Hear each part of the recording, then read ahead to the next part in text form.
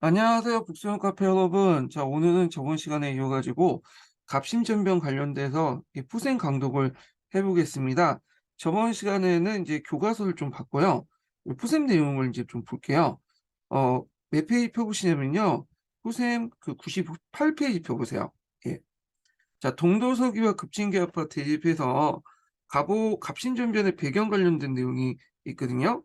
그래서 여기 내용은 이제 교과서하고 이제 거의 대동소이해요. 예.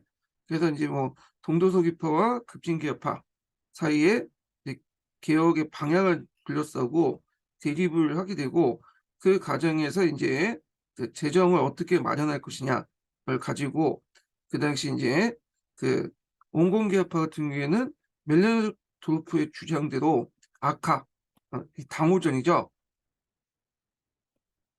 이런 것들을 이제 주장했고 김옥균 같은 사람들은 일본으로부터 차관을 도입을 했죠. 그런데 이제 차관 교섭 노력이 무의로 돌아가니까 급진개혁파의 정치적 입지가 약화됐고요. 예. 자, 그리고 아울러 급진개혁파는 일본의 일본 파견을 통해 양성한 사관생들도 청나라 교관의 초빙으로 군대에 밀려갔다는 거. 자, 그래서 이제 있고 그래서 이런 그 남국을 무력으로 단순히 돌파하려고 했고 어, 거기다가 이제 베트남에 둘러싸고 청나라 프랑스가 전쟁이 일어나니까 결국엔 군대를 반 정도 철수를 했죠. 그리고 결국에는 이제 갑신전변을 했는데 그때 이제 일본이 군대와 동원을 차관 약속을 해줬다. 그래서 이때 이제 그 내용들 앞에 있는 내용들하고 비슷하죠. 그래서 갑신전변 발발 과정은 우정총국의 이제 그 개국시 했고요. 요 진행 과정이 쭉 나왔죠. 야, 그래갖고 이제 요 내용들 쭉 읽어보시면 되고요. 그래서 이제 교정이 되는 조선군 일부와 이제 일본군 호수이 경고 옮겼다. 그 이제 10월 18일 일본군은 갑신전변의 주무자와 약속대로 궁궐 외곽 경비를 막고 서지필을 비롯해 사관생도들은 내부를 경비했다. 자, 이때 주모자들은 민시족 쪽을 대표적인 거두할 민태호, 민용보, 조명학 등을 6명을 사대하고 신정부를 구성했다. 다만 명성황후가 청구층과 몰래 연락한 끝에 사관생도와 군병들이 방어하기 어려운 창덕궁 옮길 걸 주장하자 그 주조선 일본 군사 박해주 시의주도가 명성황후의 숨은 의도를 모른 채 자신감 충만으로 나머지 김옥균의 반대에도 불구하고 여기에 동의했다. 그래서 이제 명성황후는 입장 올 때는 청나라군이 이렇게 들어올 때 경운궁 같은 경우에는 좁잖아요. 그러니까 그 당시 일본군이나 그 당시 이제 급진계파들 관련된 군사들이 방어하기 좋겠죠. 그러니까 좀 약간 큰 곳을 옮기면 방어하기가 이제 어렵잖아요. 그래서 이제 창덕궁을 이제 옮기자고 했는데 그거에 대해서 이제 그 일본 공사가 그 명성황후의 숨은 의도를 모르고 그냥 옮겼다. 그래서 창덕궁 이제 옮긴 거죠. 자, 결국에는 창덕궁 옮기고 나서 이제 뭐냐면 진압이 됐죠. 그리고 그 다음 장에 보면 그 당시 이제 갑오개혁 시기 때 주장했던 그 내용들이 있어요. 그래갖고 80개 조령을 발표했는데 요 내용들은 이제 교과서에 있는 내용들이죠. 예. 자, 그리고 이제 그 뒤에 보면 이제 그 갑신전변이 진압하는 과정들이 나왔고요. 자, 마지막 달러 볼게요. 청군과 일본 사이에는 생진조약이 체결되었다.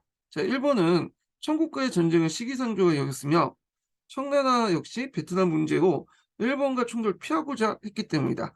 그래서 탱진조약에서 왜 맺었냐? 일본의 입장과 청나라 입장을 이제 볼 수 있는데 여기 좀 눈여볼 게 청나라 같은 경우에는 분명히 이제 여기에서 진압을 했기 때문에 승기를 잡았잖아요. 그럼에도 불구하고 군대를 철수했던 이유가 베트남 문제에서 일본과 충돌을 피하고자 했던 거예요. 네. 그래서 이제 우리나라 역사를 볼 때 꼭 우리나라와 네, 다른 나라의 관계에서뿐만 아니라 다른 나라와 다른 나라의 관계, 국제적인 어떤 관계 속에서도 같이 볼 필요가 있거든요. 예. 자, 이로써 이제 청나라와 일본은 조선에 대해 균등하게 간섭과 파병의 권리를 갖게 되었다. 자, 이는 언제든지 청일 양국이 조선의 군대에 파견할 수 있다는 점에서 청일 간의 전쟁을 잠시 유보했을 뿐 훗날 청일 전쟁을 초래한 침략적인 국제조약이었다. 예. 그래서 이제 탱진조약의 의미가 여기 있죠. 자, 그 다음에 이제 그 밑에는 갑신전변의 의미하고 한계가 있어요. 예, 좀 볼게요. 여기까지는 이제 의미와 관련된 내용인데, 자, 갑신전변은 우리나라에서 처음으로 근대 주권을 건설하려고 했던 사건의 큰 의미가 있다. 또한 양반 지주층 일부가 중심이 되어 위로부터의 근대화를 깨었던 점에서 갑오개혁이 본보기가 되었다. 아, 그러나부터가 이제 한계죠. 자, 그러나 급진개혁파는 농민들에 관한 토지 소유 문제를 별로 관심이 없었고, 그래서 이제 예전에도 제가 이제 말을 했지만 농민들이 관심 있는 것은 이제 토지 균분이잖아요. 물론 이 소유권도 있고 뭐 그 경작권도 있을 수 있겠죠. 예. 근데 그거에 대해서 언급을 하지 않은 채 다만 지족법 관련 구세제도 관련된 내용만 언급했죠. 그러니까 이제 여기에서 좀 한계를 볼 수 있는 거죠. 그다음 두 번째로는 일본의 침략의 의도를 인식하지 못하고 무력 지원을 받았다. 자, 이런 이유로 이제 갑신전변은 국왕을 비롯해서 대다수 관료들과 일반 백성들의 지지를 받지 못했다. 예. 특히 이제 갑신전변으로 인해 청과 일본이 날카롭게 대립하면서 조선 문제에 적극 개입하자 국제 무대에서 조선 정부의 운신폭이 좁아졌다. 이 중 청은 갑신전변을 진압을 통해 조선 침략의 유력 교두를 마련하기 위해 상권 침탈과 정치, 군사, 외교적 간섭을 자행할 수 있었다. 자, 그 다음에 그러나부터가 또 의의가 또 나오죠. 그러나 이제 갑신전변 기존의 질서를 깨뜨리고 근대사회를 여는 역할을 담당한다는 점에서 우리나라 근대 개혁 운동을 차지하는 비중이 크다. 예. 자, 그래서 의의와 한계에 관련된 내용을 이제 읽어봤고요. 그 다음에 이제 넘어가서 해당 교과서를 보죠. 자, 해당 교과서 관련된 내용 중에 이제 그 동학농민운동 관련된 내용을 이제 볼게요. 동학농민. 그래서 112페이지 펴보세요. 자, 19세기 후반 조선의 상은 어땠을까 그 부분인데 요거는 그 당시에 이제 동학농민운동 때 어떤 그 농촌 상황 배경 관련된 내용이야. 농촌에 관련된 배경 관련된 내용인데 한번 볼게요. 자, 개항 이후에 삼정의 문란과 지방 간의 수탈이 계속되어 농민 생활이 어려워졌다. 게다가 이모군란과 갑신전면에 따른 배상금 지불과 그 당시 이제 개화 정책의 추진에 위한 막대한 재정이 필요했고 이 부담이 농민들에게 지어졌다. 자, 농민들은 관리의 부패나 수탈을 간청에 고발하는 소극적인 저항을 해봤지만 오히려 무고죄로 처벌받는 경우가 많았다. 그래서 이제 이렇게 이제 합법적인 방법이죠. 이런 것들은. 그래서 이걸 뭐 등소운동이라고 하죠. 등소운동. 그래서 그 앞에 이제 19세기 때도 밀란이 일어났잖아요. 개항후에도 이제 동학농민운동이 일어났고, 근데 이제 농민들이 처음부터 이제 뭐 죽고 살자 하면서 반란을 일으켰던 건 아니고, 이렇게 등소운동을 통해서 합법적인 방법을 하게 돼요. 이건 이제 소극적인 저항이죠. 그러다가 이제 안 되면 세금을 거부한다는 거나, 아니면 이제 뭐, 거기에서 이제 야라가 이제 횃불을 갖고 막 시위를 한다는 이런 식으로 적극적인 저항하다가 마지막 가서 이제 반란을 일으킨 거예요. 예. 그래서 이제 19세기 밀란 때도 그랬고 여기 이제 보시면 알겠지만 동학농민 운동에도 그 전조 단계로서 이렇게 합법적이고 소극적인 운동도 있었다. 예. 근데 그게 안 되니까 이제부터 이제 뭐냐면 비합법적인 방법 나가게 되죠. 그러니까 제도적으로 해결할 길이 막히자 농민들은 보다 적극적인 행동을 나섰다. 동학농민 운동이 일어나기 1년 전인 1893년에 이로 전국 곳곳에 농민봉기가 일어났다. 농민들은 간청을 자각하고 수용을 쫓아내면서 직접 개혁을 나서기도 했다. 자, 당시 조선에 있던 서양인 선교사가 나라 내 불평등이 노골화되어 있고 혁명이 일어날지도 모른다는 소문이 조선 내 유럽 거민민 사이에 아, 조선 내 유럽 거민 사이에 돌고 있다고 일기를 남길 정도로 농민봉기 일상주의였다. 그래서 이제 여기 잠깐 보면 여기 어, 그 동학농민운동 직전에 이 농민봉기가 상당히 올라갔잖아요. 그래서 이제 뭐 여러 가지 이유가 있겠죠. 그래서 이제 뭐 세금을 많이 걷는다든가, 그다음 물가 폭등, 쌀값이 이제 올라가서 물가가 폭등한다든가, 그다음에 이제 어떤 지대 수탈 및 외세 경기 침탈 이런 것들 때문에 이런 이제 농민봉기가 일어났는데, 여기 좀 눈여볼 게 뭐냐면 이 농민봉기가 이제 특징을 보면 이게 도 단위를 넘어가지 못해요. 그러니까 군 단위를 넘어가지 못해. 되게 9년 단위야, 9년 단위. 전국적인 게 아니죠. 그다음에 일회성이다. 그래서 이유는 뭐냐면 조직망이 없기 때문에, 조직망. 어, 그래서 이제 이례적인 성격을 갖고 있는데, 이게 이제 도나 이제 전국 단위 넘어가게 됐던 것은 뒤에 일어난 동학농민운동이죠. 동학농민운동은 나중에 이제 소개했지만 포접제라는 조직망이 있잖아요. 근데 이 조직망을 통해서 이런 9년 단위를 넘어서 도나 전국 단위로 이제 공개가 가능했던 그런 이유가 되겠죠.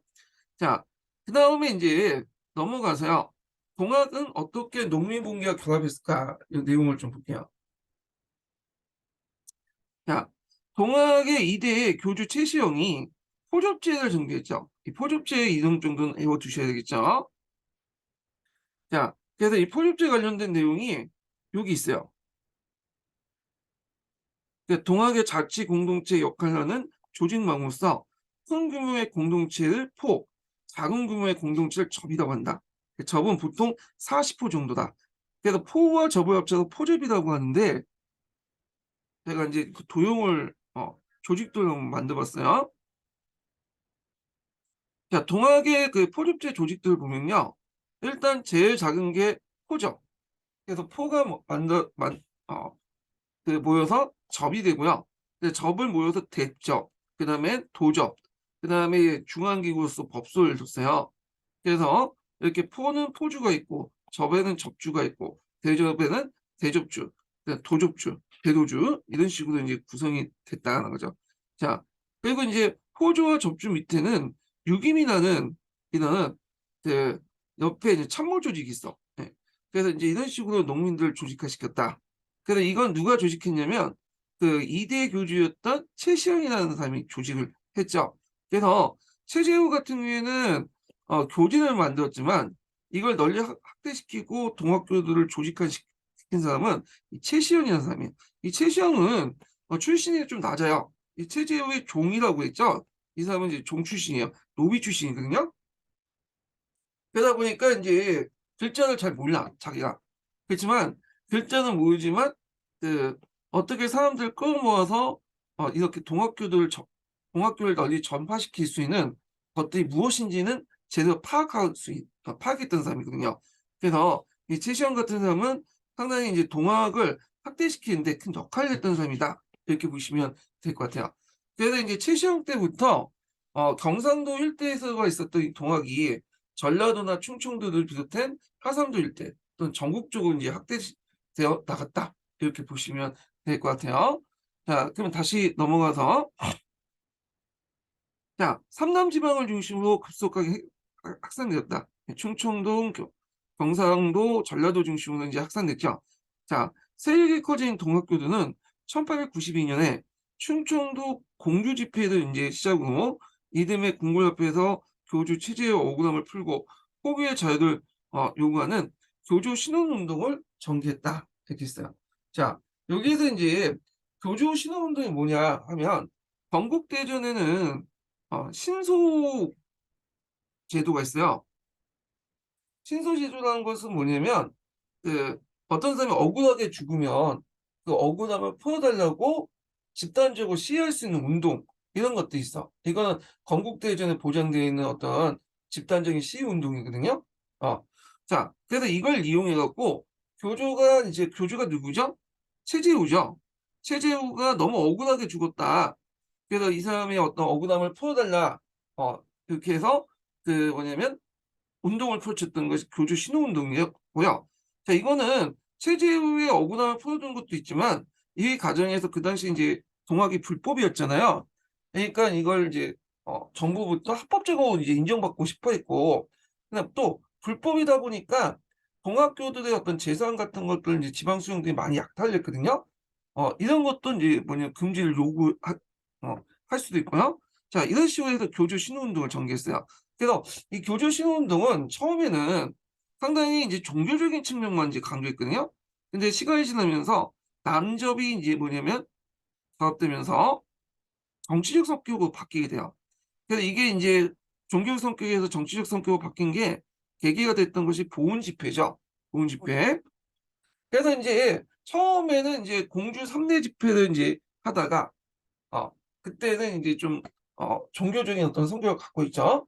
자, 근데 인제 공주 3대 집회를 하다 보니까 거기에 있는 이제 관찰사가 와서 이거는 여기 와서 인제 그 뭐냐면 충청도 와 가지고 충청 감사가 해결할 문제가 아니니까 "너희들 이제 서울에 가서 그걸 억울함을 호소해라." 그래서 결국에는 2차 뭐냐면 서울 복합상소를 하게 돼요. 그러니까 송병이라든지 박강호 같은 40 명이 서울 궁궐 앞에서 이제 상소하면서 교조 신원과 함께 그 당시 외국 공사관과 교회 문 앞에 외국인들 철수를 요구하는 경문을 인제 붙였거든요. 그러니까 인제 이걸 본 외국인들이 뜨끔한 거야. '이거 잘못하면 폭동이 일어날 수 있겠다.' 이렇게 생각을 하니까 그 당시 인제 인들과 외국 세력들이 조정하게 인제 조선 정부에 막 요구하죠. 저 사람들 막 내려보내라고. 결국에는 조정의 강경탄압으로 실패를 했어요. 그리고 나서 인제 뭐냐면 충청도 보훈에서 이게 뭐냐면 다시 집회를 했는데요. 이게 원래는 인제 충청도 보훈 집회는 종교적인 성격에서 먼저 출발했죠, 교조 신론이라는. 근데 점점 시간이 지나면서 뭘로 바뀌게 되냐면 그 당시 인제 정치적 성격으로 바뀌게 돼요, 정치적. 자, 그래서 그 당시 인제 그 수만 명의 동학교도와 주로 남접 세력들이죠. 민중들이 탄광 오리 처벌과 외세 배척 등의 정치적 요구까지 내세우면서 집회를 열었다. 자, 그때 이제 정치적 성격의 이제 요구는 뭐냐? 여기 척외 양창이죠. 예. 요거 좀 기억을 해 주셔야겠죠. 보훈 집회는 관련된 기출문제 예전에 나왔어요. 척외 양창이라는 것은 뭐냐? 자, 그 당시 이제 외와 양, 그러니까 외놈과 양놈을 몰아내고 창이 대를 받든다라는 뜻이야. 예. 이게 인제 뭐냐면 좀 정치적인 구호 성격이 있죠. 요때 대의라는 거는 뭐냐면 조선 왕조를 받든다는 뜻이에요. 예. 그래서 인제 동학 교도들이 좀 약간 좀 근대적이라고 생각을 하지만 얘네들도 인제 입장에 볼 때는 상당히 조선 왕조를 지지했던 사람들이에요. 조선 왕조 왕은 잘했는데 그 밑에 있는 관리들 때문에 이렇게 나라가 망쳤다. 그런 인식을 가지고 있었거든요. 자, 하여튼 이런 척의 양창의를 인제 주장을 했고요.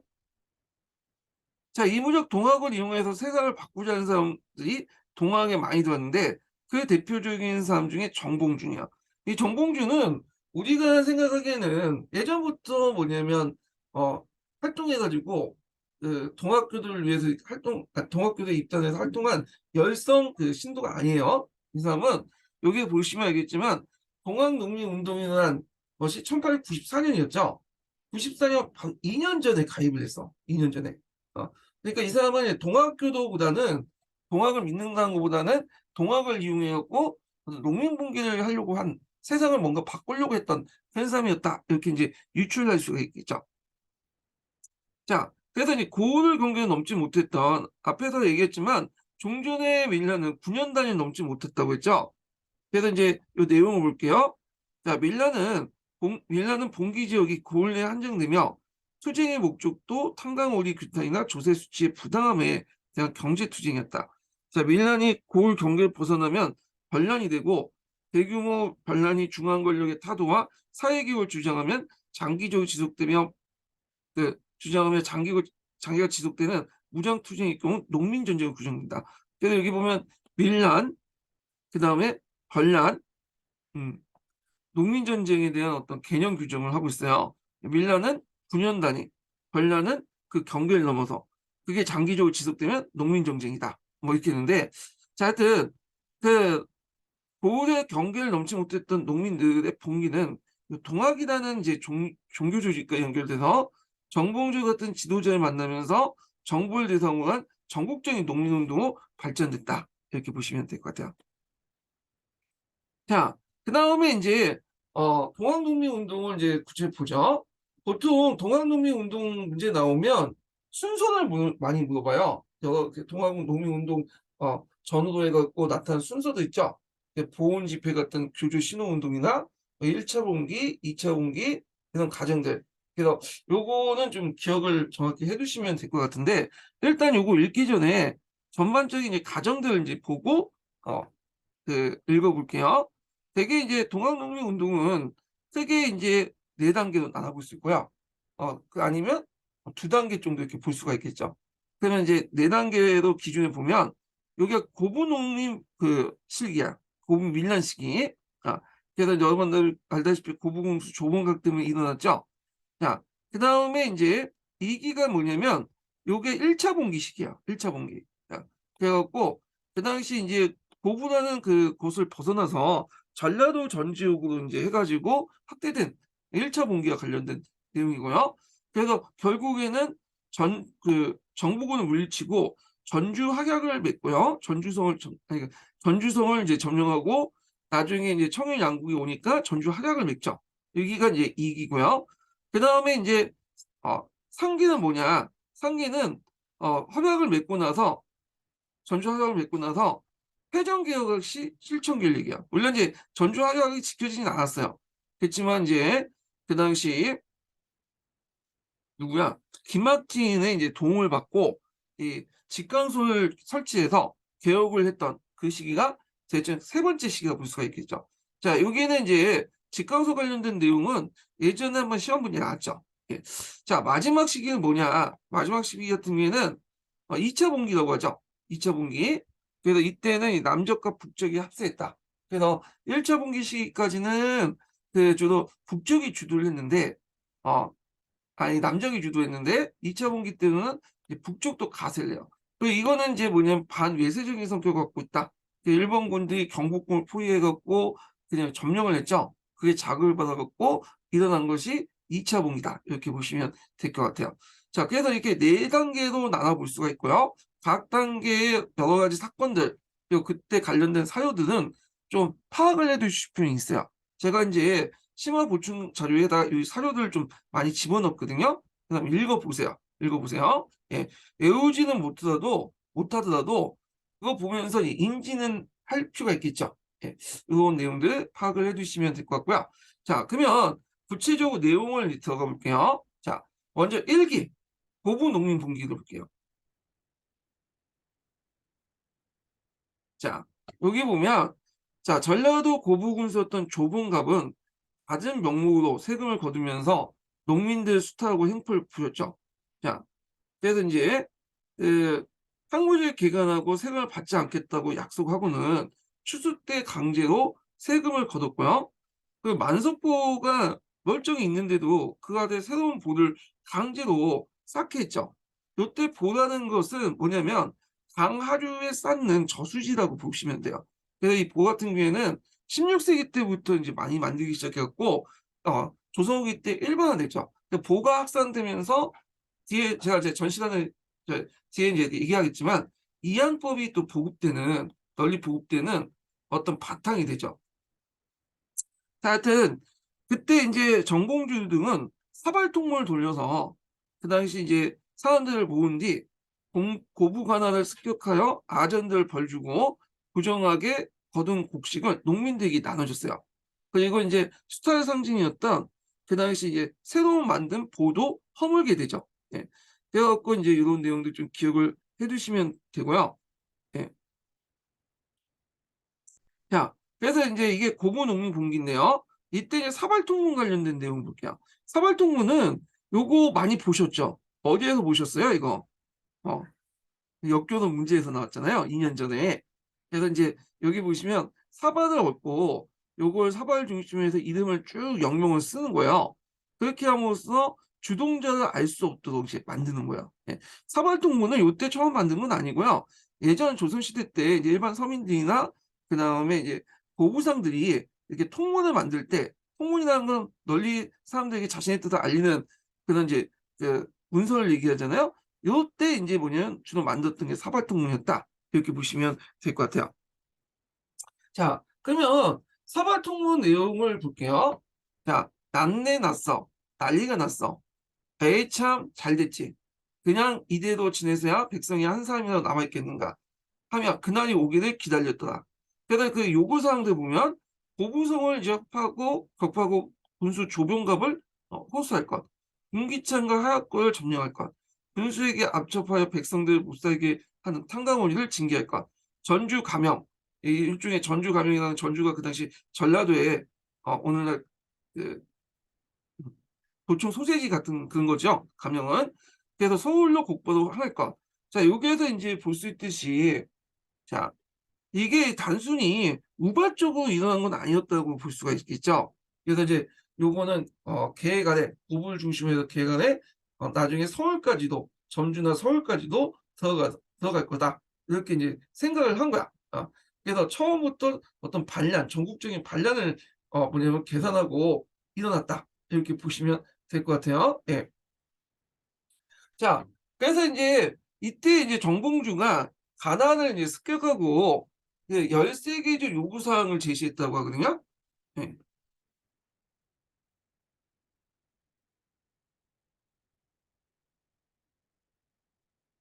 그래서 이제 13개조 요구사항을 제시했다. 그래서 이제 이게 뭐냐면 이제 정부에 대한 조병갑의 어떤 확정에 시정할 건가, 그다음 외국 상인들 침투를 금지하는 등 13개조 요구사항을 제시했다고 해요. 예. 자, 그다음에 이제 뒤에 넘어가서 동학농민운동 어떻게 시작했을까 이렇게 했는데, 일단 이제 고구농민봉기가 이제 일단되죠. 그래서 그 당시 새로운 군수 박원mon이라는 사람이 농민들 욕을 주겠다고 하니까 농민들 해산했고요. 봉기는 진전된 듯 했으나 어 정부에서 파는 안핵사가 이제 문제가 되는 거야. 이 안핵사로 이제 왔던 사람이 누구냐면 그 이용태라는 사람이야. 이용태. 자, 이용태는 이제 그 뭐냐면 그 당시 이제 이걸 이제 그 동학농민운동 봉기의 책임을 전적으로 이제 누구한테 돌렸냐면 그 농민들에게 돌렸죠. 그래서 이제 와서는 그 봉기의 참가자, 주모자를 막 색출하고 그다음에 마을을 약탈했어요. 그러니까 이제 이에 대해서 안핵상에 붕괴한 정봉주는 송화준과 함께 다시 그 뭐냐면 무장에 가서 봉기를 하게 되죠. 예. 그래서 이제 뭐냐면 1차 봉기가 일어난 거죠. 자, 그 내용을 볼게요. 자, 안핵사가 봉기에 참여한 농민들을 강력하게 탄압하자 정봉주는 이윽고의 동학 지도자인 송하준과 손을 잡고 무장에서 대구를 봉기했다. 자, 무장은 지금의 고창이라는 곳이에요. 고창. 예. 그래서 이제 있는데, 자, 이 고창은 그 뭐냐면 지금은 고창군이라고 이제 하고 있지만 예전에는 고부군이었어요. 고부군. 그래서 지금은 고부군이라고 하지 않고 고부면이라고 하죠. 정읍시에 이제 속해 있는 지역인데, 그거는 이제 규모가 축소돼서 그런 거고, 실제 행정구역은 이 당시에는 군이었거든요. 그래서 고부라는 말 자체가 고창하고 부안을 합쳐놓은 거기 때문에 고국이 나와 있어요. 그 앞글자를 따서. 예. 그래서 이제 이게 군이 이제 면이 아니라 군수가 올 만큼 되게 큰 지역이었고, 전라도 지역에서도 상당히 제일 고창지대였거든요. 근데 나중에 이제 일제강점기 때 1910년에 이 행정구역을 개편하면서 고부군을 고부면으로 확산시켰어요. 예. 그래서 지금은 가면 면 정도 돼, 면. 그렇지만 예전에는 군 정도 되게 큰 지역이었다. 그래서 여기 전북 고창이라고 하지만 그 당시엔 고부군에 속했던 지역이었어요. 예. 뭐 중요한 건 아닌데 제가 거기에 태어났기 때문에 얘기해드리는 거고. 자, 거기에 이제 송하준이라는 사람이 나오는데, 보통 동학농민 운동을 일으켰던 이제 3대 인물들은 종군준, 정봉준, 송하준, 밑에 있는 김계남, 요 세 명이거든요. 그래서 이제 우리 정봉준은 많이 알려져 있잖아요. 근데 이제 송하준이나 김계남은 상대적으로 잘 안 알려지고 있는 사람인데, 그걸 관련돼서 좀 읽어볼게요. 자, 송하준을 보자. 이 사람은 몰락한 한방 그 가문 출신이죠. 그 1892년 선운사 마해부에 비결을 꺼냈다는 소문이 들면서 전라도 동학의 지도자가 됐다. 그 마애불이 있는데 거기에 이제 숨어 있는, 그러니까 여기 마애불에 이렇게 있으면 중간에 뭔가 비결이 있다, 숨어 있는 책이 있는데 그걸 꺼내면 이 세계를 구원해 줄 거라는 그 전설이 있었나 봐요. 그걸 듣고 이제 여기 와서 꺼냈다고 송하중이 끊었다고 하거든요. 자, 하여튼 그래서 고창과 정읍의 접주도 하다가 정봉주와 함께 동학농민군을 일으켰다. 자, 봉기가 실패한 후 체포되어 정봉주와 함께 뭐냐면 처형됐다. 이렇게 보죠. 그 다음 또 하나의 지도자가 김기남이라는 사람이에요. 자, 이 사람은 상대적으로 좀 약간 강경파예요. 우리가 정봉주가 강경파라고 생각하지만 정봉주는 좀 약간 합리적이고 좀 온건파였거든요. 근데 이 사람은 좀 약간 강경파였어요. 이 사람은. 자, 전주 활약 무렵 정봉주가 농민군의 진로 문제에 대입하였다. 전주 활약 후에 남원을 중심으로 전라 자도를 가나였다. 자, 2차 분기 때 정봉주의 남조군을 합류하지 않고 자체적으로 청주성을 공격했다가 실패한 후 체포돼 정주에서 처형됐다. 이렇게 보시면 될 것 같아요. 자, 그래서 이제 그 무장에 이제 모여가지고 그 당시 이제 무창, 그러니까 무장에 모여서 창의문을 공포하죠. 예, 무장 창의문을 공포한다. 보시면 될 것 같아요. 그래서 이제 무장에서 발표한 창의문에서 동학군은 민시정권의 탄압과 이에 연유돼 있는 지방간의 농민수탈을 준연하게 꾸짖고 자신들의 일구가 보국 안민을 하기 위한 것을 분명히 밝혔어요. 예. 자, 그래서 이 무장 창의문 같은 경우 있는데 여기는 교과서가 그 내용이 없기 때문에 약간 이제 볼게요. 여기서. 그래서 각 그 단계마다 공부했던 이제 관련된 자료 이런 것들도 기억을 해두셔야 되는데 요게 이제 동학교들이 무장에서 이제 뭐냐면 창의문을 공부한 내용이에요. 예. 한번 읽어 보시고요. 요게 그 근현대사 그 심화 교재는 제가 이제 카페에 올려놨어요. 그 다운받아서 보시면 돼요. 예. 자, 그 다음에 계속 읽어보면 자, 그래서 이제 1차 봉기가 일어났고, 요게 이제 호남 지방에 있었던 명망이 높은 동학지사였던 김계남이 합류하게 되죠. 그 다음에 이제 어디로 이동하냐면, 김제를 거쳐서 백산으로 이동해요.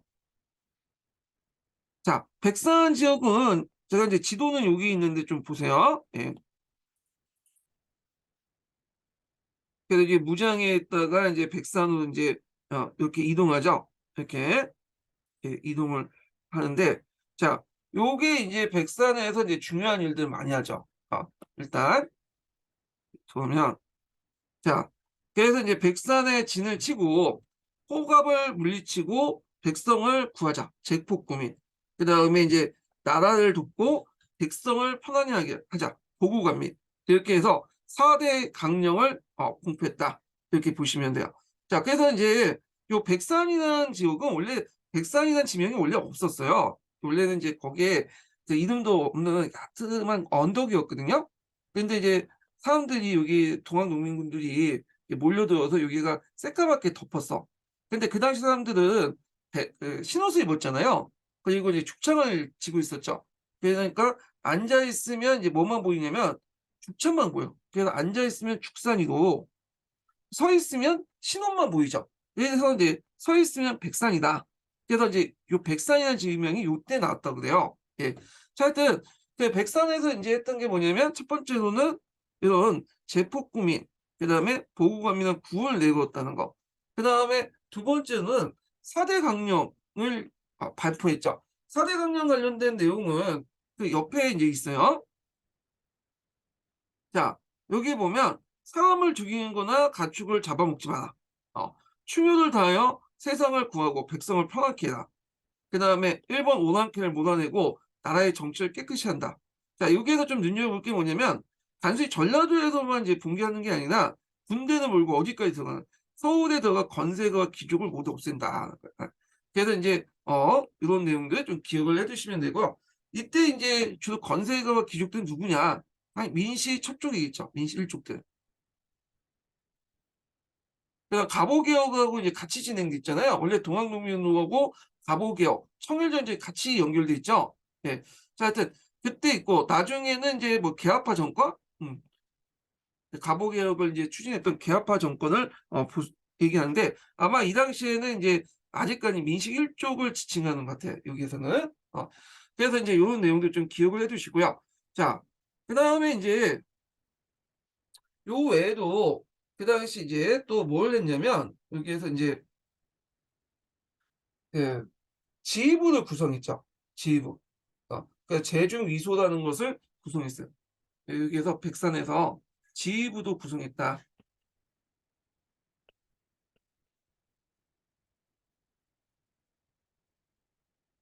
그래서 지휘부를 구성했다는 거, 농민 지휘부를. 그래서 이 내용도 있는데 요걸 이제 농민 지휘부를 이제 제중위소라고 이름 지었다고 해요. 지금은 요 교과서에는 없는데 예전에 실자 교과서에는 있어요. 이 실자 교과서가 요 교과서보다 더 자세히 나와 있거든요. 그래서 여러분도 요거 읽으시면 될 것 같은데 시간 안 되시는 분들은 그냥 근현대사 그 밑에 제가 다 써놨으니까 좀 관련돼서 읽어보시면 돼요. 읽어볼게요. 자, 정봉주를 비롯한 농민군은 다시 고부를 점령하고 백산에 진을 쳤는데 이곳에 집결한 농민들이 8,000명이 넘었다. 백산에서 농민군 창의소를 조직하고요. 네, 호남 창의소를 조직하고 그다음 정봉준을 창의대장, 송하준과 김계남은 총관령을 추대하고 농민군 지휘부를 구성하였다. 자, 이들이 농민 봉기를 알리는 경고를 발표하자 호남의 각 고을에서 농민군들이 계속 합류했다. 농민군 4대 행동 강령을 반포하고 농민군 지휘부가 만든 걸 이걸 뭐라고 했냐? 제중위소라고 했다. 이렇게 했죠. 그래서 농민군의 호남 창의소를 조직하고 지휘소를 만들었다. 네, 요 내용이 예전에 7차 교과서, 중앙교과서에 있는 내용이야. 예. 자, 그래서 이제 백산 집회를 갖고 그 당시 이제 어디로 이제 다냐? 금구 원평으로 나가요. 원평으로. 금구 원평으로 나면서 이제 일반 농민들도 많이 참여하죠. 원평으로 가서. 그리고 나서 이제 농민군들은 정읍 항토영에서 누굴 이제 만나냐면 전라 감영군. 그러니까 전라도 그 관찰사가 이끄는 관찰사에 있는 그 군대를 얘기하죠. 감영군을 물리치고 곧이어 장성 항룡촌에서 서울에서 내려온 정부군까지 격파했다. 그래서 이 정부군은 신식무기로 무장하고 있었는데 이 농민군들에게 완전히 깨져버렸죠. 그 당시 농민군들은 죽창이 대부분이었고요. 가끔마다 이제 임진할 때 썼던 그 조총도 있죠. 조총들 가지고 있었어요. 그리고 이제 좀 그 당시 이제 뭐 장태라고 하는 게 있는데 장태가 이제 뭐냐? 어 요거는 이제 그 병아리 같은 거 닭들 키울 때 거기 쓰는 그것을 장태라고 하거든요. 그래서 제가 이거 잠깐 보여드릴게요.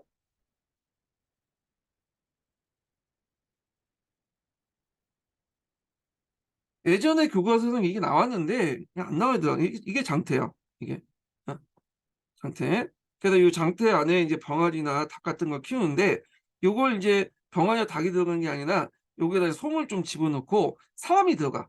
그래서 높은 곳에서 대굴대굴 구르면서 그래서 이제 그 적의 진영을 격파하고 나서 다시 빠져나와서 칼이나 뭐 도끼나 이런 걸 통해서 이제 사람을 죽이고 그런 무기를 사용했다고 그래요. 예.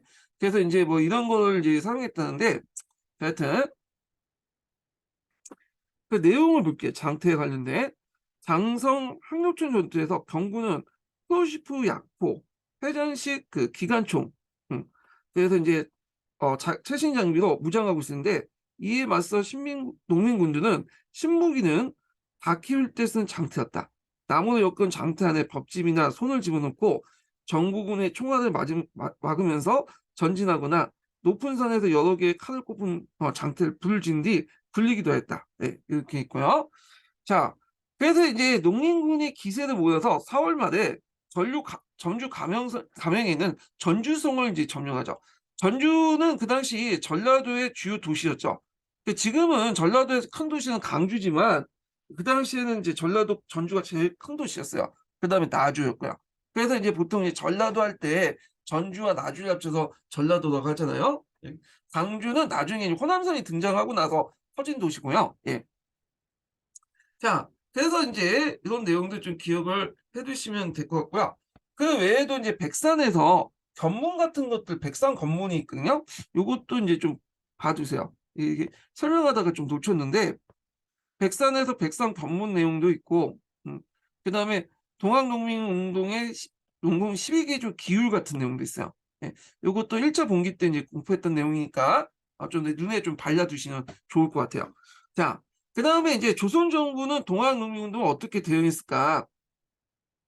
자, 농민군들이 전주성을 이제 점령하니까 정부가 이제 다급하게 청에게 도움을 요청했어요. 엄밀히 말하면 그 고종이 도움을 요청했다고 보시면 돼요. 고종이. 정부 관료들은 대부분 반대했어요. 기껏 이제 청나라 군대를 물리쳤는데 또 무슨 외국 군대를 끌어다 쓰냐? 어? 그래서 이제 했는데도 불구하고 이제 고종이 그냥 겁을 먹어가지고 청에 도움을 요청해서 결국 청나라가 그걸 이제 듣고는 군대를 보냈죠. 군대를. 그리고 이제 탱진 조약에 따라서 군대를 이제 파견하면 상대방에게 알려줘야 돼. 일본한테. 탱진 조약에 따라서 이 사실 일본에 알려줬고요. 그냥 파병을 준비하고 있던 일본도 탱진 조약에 따라서 이제 뭐냐면 한 게 아니라 저번에 자국민 보호. 요거는 어디에 있는 거죠? 제물프. 재물포 조약에 보면 다국민 보호에 따라서 공사관에 군대 주둔한다 뭐 그런 내용 있잖아요. 명분이죠 일종의. 군대를 파견했다. 자, 그래서 이제 있고 그 사실을 다시 탱진 조약에 따라서 청을 통보했죠. 자, 그래서 하지만 실제 목적은 청에 밀리고 있는 정세를 뒤엎고 조선을 장악하게 한 거다. 그러니까 자국민 보호라는 거는 그냥 핑계 불과한 거고 실제로 이번에는 이제 완전히 조선을 장악할 목적으로 이렇게 했던 거예요. 자, 청일 양군의 출병 후 상황이 급박하게 돌아가니까 농민군들은 아 이거 잘못하면 외세들 끌어들일 수 있구나 이렇게 이제 생각을 하게 된 거죠. 그러면서 타협을 하게 돼. 그래서 농민군은 회전교육과 신변보장을 조건해서 정부군과 뭐냐면 하의를 맺고 물러나게 되죠. 자, 이게 전주하약이에요. 이거 예전에 기출문제 나왔어요. 순서 쓰라고 할 때 이 전주하약 나왔거든요. 이건 이제 홍계학이라는 사람하고 이제 맺었는데 홍계학은 예전에 얘기한 것처럼 저기 이모군란 일어날 때 그 장원 충주 쪽으로 도망갔잖아요. 그 당시 누구야? 명성황후가 그때 명성황후를 호위했던 사람이 홍계학이라는 사람이에요. 물론 이제 홍계학은 이제 전주화약을 맺었지만 그 약속을 지켜주지 않았죠. 예. 자, 하여튼 근데 이 전주화약이 이제 예전에 한번 시험 문제 나왔으니까 좀 기억을 해두세요. 여기는 안 나와 있어갖고 요거 보충 자료 가지고 좀 볼게요. 자, 여기 보면 전주 하약 관련된 내용인데 정결 부담을 경감시키고 전운사를 폐지하고 군전사를 폐지하고 있는데 요게 상당히 전운사 폐지하고 군전사 폐지가 좀 약간 설명이 좀 필요한 부분이야. 이거 나중에 동학농민 운동군이 이제 일어날 때 요구사항 중에 요게 포함되어 있어요. 예전에 기출문제 나왔던 거고요. 자, 그러면 이제 군전사가 뭐고 전운사가 뭐냐? 이걸 보는데 먼저 군전사부터 이제 보면요. 군전사는 이제 예전에 뭐 강해군 때부터 이제 뭐냐면 확인됐다고 했는데 요거는 최근에 이제 그거는 예전이고 그때 이제는 19세기 때 그다음에 이게 1890년이죠. 예. 19세기 말에 풍년이 상당히 심했어요. 그러니까 농민들이 토지로부터 이제 막 유진되고 하니까 이거 안 되겠다 해가지고 그 당시 이제 그 전라도 지역에 정부에서 군전사를 파견했어. 그 군전사를 파견해서 유랑된 그 농민들을 불러 모아가지고 개간을 장려했거든요. 그래서 너네들이 이제 이 땅을 개간하면 너네들 토지도 만들어주겠다. 이렇게 이제 약속을 해놨어. 근데 기껏 개간을 했는데 이게 이제 그때 김창선이나 그 군전사가 말을 뒤집었죠. 그리고 나서 이걸 국유지로 만들어버린 거야. 어. 그리고 거기에다가 많은 또 지세를 이제 거두니까 이거에 대해서 지대를 거두니까 이제 이에 대해서 불만을 하게 되고 많은 원성을 낳게 돼요. 그러다 보니까 이제 그 갑오개혁 그 뭐냐면 갑오개혁인가 저기 동학농민 운동 때 그 당시 이제 패전 개혁안에 이 군정 간의 패단을 없애자 이렇게 이제 주장을 했던 거야. 예, 얘네들이 요구사항에. 그래서 이 군전사 폐지가 있고요. 전운사가 뭐냐? 전운사는 조선시대 때 이제 주로 조선 후기 때죠. 조선 후기 때 저 1883년에 고종 20년에 설치됐던 그 기구야. 그래서 전운사 또는 전운소, 예, 전운령 요렇게 이제 불려요. 예, 등등. 자, 이걸 왜 설치했냐면 조선 후기 때 들어가면 이제 주로 경강상인들이 주로 조운을 담당했죠. 근데 그 과정에서 여러 폐해가 일어나니까 이제 안 되겠다. 개항 후에 고종 20년에 전원소를 설치해서 국가가 이제 직접 운영하겠다. 그래서 전곡 같은 거, 세곡이라든지 뭐 대동이라든지 잡세 같은 것들 이제 어 아웃소싱 하지 않고 국가가 운영하겠다고 해서 만들어 놓은 기구야. 그래서 이제 했는데 이때 이제 그 개항 이후에는 또 뭐냐면 기선 같은 것들이 드는 기선. 그러니까 증기선 있죠. 증기선을 하니까 예전에 목선 가지고 이걸 운영하기 힘들잖아요. 세곡 같은 거 운반하기 힘드니까 기선을 자기도 이제 이용하려고 했어. 처음에는 외국 회사 기선들, 일본이나 독일의 기선을 빌려가지고 사용하다가 우리가 자체 구입을 하자 하면서 기선을 이제 구입을 하게 돼요. 근데 이 기선을 구입하면서 그 운반비가 어떻게 될까요? 올라갈 수밖에 없겠죠.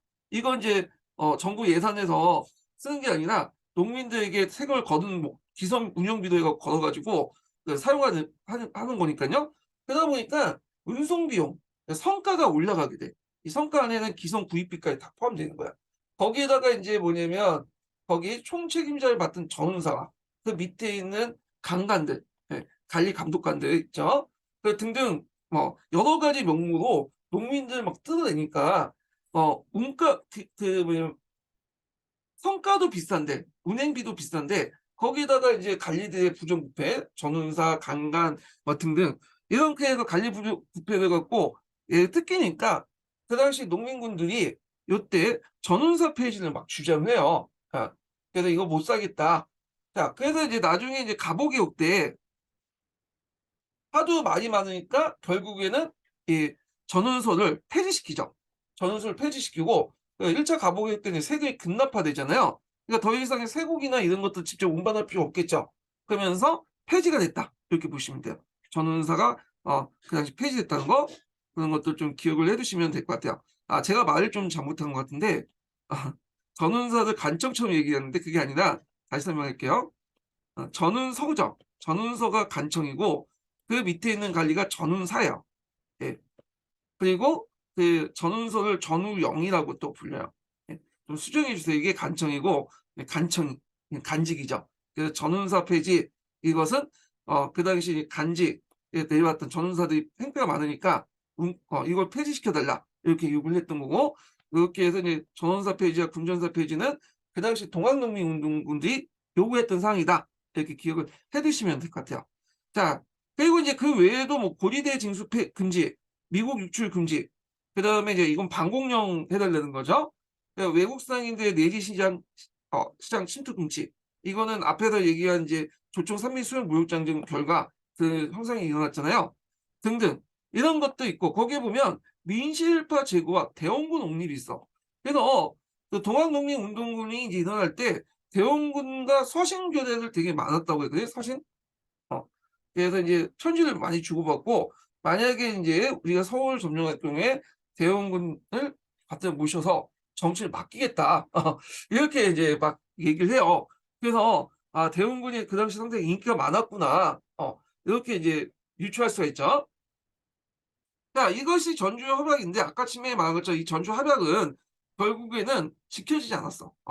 그리고 이제 나중에 이제 신의 전략 감찰사였던 김학진이라는 사람이 와서 이때 이제 김학진이 개인적으로 정봉주의 말 듣고 동참을 해서 서로 협력하자.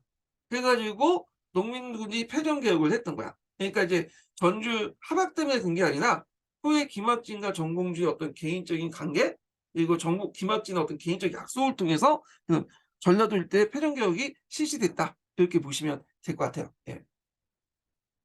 자, 그래서 이제 이렇게 이제 보고요. 자, 그러면 다시 이제 또 볼게요.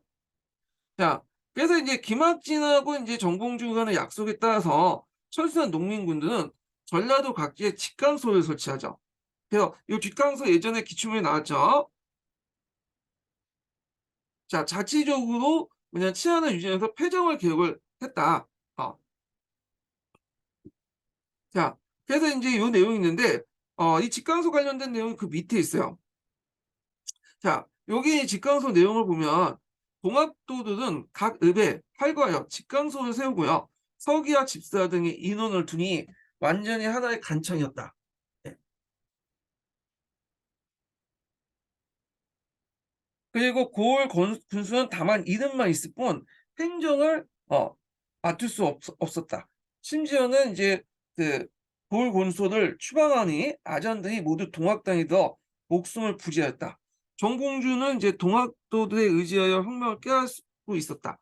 부호들은 흩어지고 천민들은 부호들의 재산을 빼앗아 쌓인 원수를 갚았다. 이렇게 있는데 딱 보니까 이제 동학도가 이 직강소 행동에 대해서 못마땅한 글을 쓴 거죠. 양반들 입장에서 이제 쓴 거예요. 예. 자, 그래서 직강소는 회전개혁을 이제 실천하기 위한 만들어진 농민, 간민 공동의 행정기구였다. 이렇게 있는데 예전에 직강소의 성격 관련된 내용이 문제가 나왔어요. 예. 그래서 이제 그 직강 성격 볼 때 요거하고 이제 관련돼 갖고 좀 기억을 해두시면 되겠죠. 간민 공동 행정기구였다 이런 거. 자, 그래서 동학농민군이 직강을 맡고 있던 지역에서는 농민군의 실질적인 행정권을 가지고 있었다. 그래서 농민군은 직강성을 통해서 그 수탈을 앞장섰던 지주대와 탄광 오리를 처벌하고 물려난 조세제도를 개혁하며 쌀을 유출을 막기 위해 방공령을 실시하는 등 폐정을 개혁했다는 거죠. 그래서 직강소 개혁 관련된 내용들이 쭉 나와요. 그래서 그거 외에도 이제 직강소 강령 12조가 있어요. 이게 그래서 인명을 함부로 죽인 자를 벤다 뭐 이런 것들 있죠. 예. 그런 것들이 이제 주요 내용이었다. 이렇게 보시면 될 것 같고요. 자, 여기에 이제 보면 좀 눈여볼 게 뭐냐면 직강소가 전라도에 모두 설치됐던 건 아니에요. 어디는 이제 요 전라도 나주 지역 같은 경우에는 설치가 안 됐어. 요 나주 지역 같은 경우에는 그 당시 양반 세력들이 너무 강했거든요. 그래서 얘들이 이제 그 민보군 같은 걸 이제 만들죠. 자칭 자기는 유병이라고 하는데 보통 민복은 수성군이라고 하죠. 그래서 이때는 이 동학교들과 전투를 했고 나중에 정부군하고 일본군이 왔을 때 그 이 동학교들 타보하려고 민보군이 같이 이제 협력을 했어. 같이. 그리고 제가 이제 놀라운 거는 안중근 아시죠? 안중근. 안중근도 20대 때 아주 어릴 때 민보군에 참여해가지고 동학교들을 탄압했다고 그러더라고요. 예. 자, 그래서 민보군에 속했다고 해서 뭐 다 뭐냐면 친일파다 이렇게 말하기는 좀 힘들어. 왜냐면 이거는 민족적인 문제도 있겠지만 또 동학교들은 되게 평민이고 얘네들은 또 양반이잖아요. 계급적인 문제도 있어. 예. 자, 하여튼 이런 것도 좀 기억을 해주시고요. 그래서 전라도 중에 나주 지역을 제외하고는 대부분 설치됐다. 이렇게 보시면 될 것 같아요. 자, 그 다음에 이제 넘어가서 다시 볼게요. 보충 자료를 보면 여기 있는데 뭐 오지영의 동학사 쪽인데 이 오지영의 동학사 같은 경우에는 이게 기록 자체를 신뢰하지 않는 사람들이 이렇게 많거든요. 왜냐면 이 동학사 자체가 이게 1차 사료 기록이 아니에요. 오지영이 그 당시 뭐 동학에 참여했을 때 10대 소년이었는데 그때 이제 자기가 이제 후에 3, 40년 된가? 그때 이제 한참 뒤에 가서 일단 동학을 모티브로 해갖고 소설책을 썼어. 이게 동학사야. 예. 그렇기 때문에 요거는 이제 역사물로 보기보다는 오지영의 어떤 소설책이다? 다만 이제 그 동학을 배경한 소설책 그 정도 보고 있기 때문에 대부분은 요즘에는 불신하고 있거든요. 예. 다만 이제 예전에 왜 동학사를 이렇게 강조했냐면 되게 이제 동학교도들이 남긴 기록들이 없어요, 지금.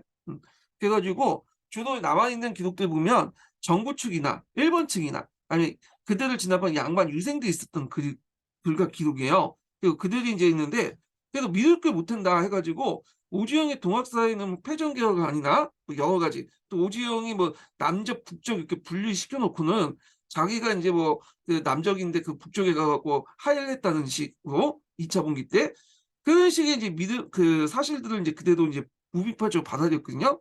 그래서 최근에 이 오지영의 동학사에 대해 상당히 비판이 많기 때문에 요 패전개혁안 우리가 알고 있는 이제 동학의 패전개혁 내용이 빠지고 주로 이제 정부나 일본이나 뭐 일본군이나 그 양반 측이 기록한 기록도 있죠. 이런 것들을 이제 집어넣어요. 왜냐하면 비록 그 동학교들 진압하긴 했지만 나름대로 신뢰성이 있다는 거야. 이들이 뭐 없는 내용을 만들어 가지고 집어넣지는 않잖아요.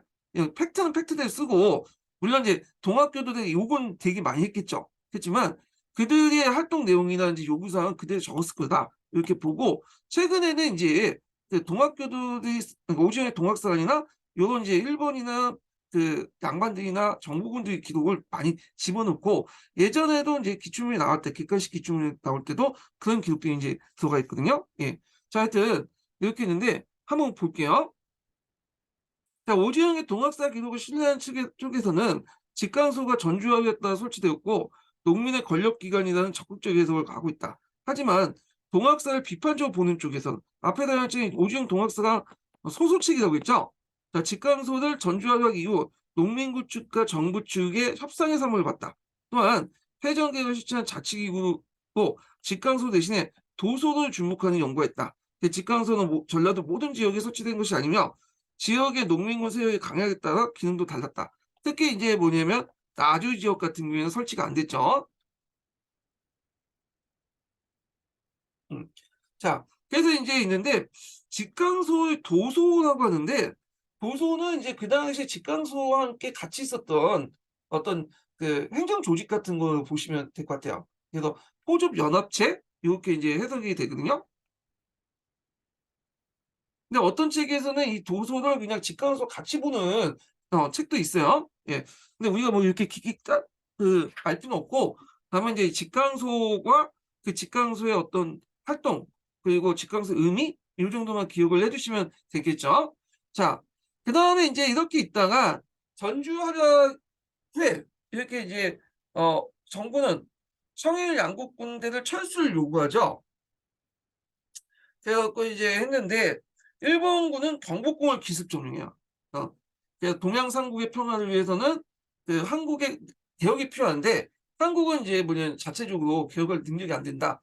우리가 이제 해주겠다. 그 위해서는 군대에 주둔해야 된다. 뭐 이런 식의 뭐 개 같은 명분을 내걸고 했죠. 그러니까 이제 이에 대해서 우리나라 정부에서는 말도 안 된다. 우리도 개혁할 능력이 있다. 그래서 뭐 교정청을 만들고 했지만 일본이 깍두기 무시해버리고 경복궁을 점령했고요. 그리고 청일 전쟁을 일으켰죠. 예. 그래서 앞에서 얘기했지만 이제 그 동학농민운동은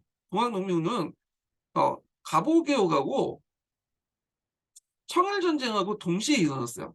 이게 약간 이제 좀 먼저고, 그 다음에 청일 전쟁, 뭐 갑오개혁 이런 식의 순서대로 순차가 같은 연도에 일어났거든요. 그래서 그 연도를 좀 기억을 정확히 좀 해줄 필요 있어요. 이 관련돼 갖고 예전에 청일 전쟁하고 뭐 갑오개혁 시기하고도 물어보고, 객관식 기출 문제였지만, 그래서 이제 물어봤는데 하여튼 이제 연도가 어떻게 되게 중요하면, 그게 그 연도, 그 년뿐만 아니라 달까지 끊었더라고. 달뿐만 아니라 며칠까지 끊었어. 기출 문제 풀어보시면 알아. 그래서 동학하고 이렇게 갑오 청일 전쟁이 동시에 이루어졌다. 약간의 시간 차이를 두고. 자, 하여튼 전쟁의 승기를 잡은 일본이 조선을 보호국을 만들기 위해 내전 공세를 본격화되자, 요거는 이제 뒤에 좀 얘기했지만 갑오개혁 2차 분기죠. 2차 갑오개혁 되죠. 농민군은 가을 수확이 끝나고 다시 일어났다. 네. 이게 이제 2차 분기야. 1차 분기는 반봉건적 성격을 갖고 있지만 요건 반외세적인 성격을 갖고 있죠. 네. 자, 그래서 이제 여기 일본이 조선을 보호국 만들기 위해서, 근데 여기 좀 볼게요. 자, 1894년 8월 일본은 내각회의에서 조선의 보호국가를 일본 정부의 공식적인 정책 목표로 설정했다. 그리고 현직 내무 대신이었던 이노우에를 조선 주재 공사를 파견하여 보호구를 시도했다. 이노우에는 상당히 정치적 비중이 높은 사람이야. 이 사람은 그 외상이었거든요.